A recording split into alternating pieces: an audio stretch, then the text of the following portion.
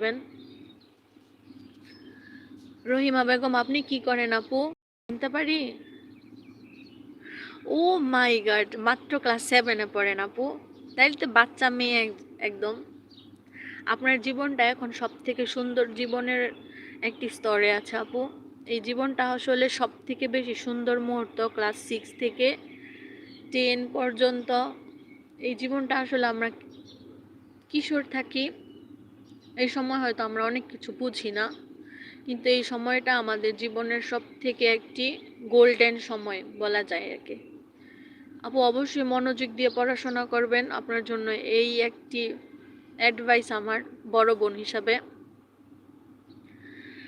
অবশ্যই মনোযোগ দিয়ে পড়াশোনা করবেন, পড়াশোনাটা অবশ্যই যেন একদম পারফেক্টলি হয় সেই চেষ্টা করবেন আপু। আর অন্যদিকে একদমই মনোযোগ দিবেন না, এখন পড়াশোনা করেন, আপনার জীবন অনেক অনেক উজ্জ্বল হোক।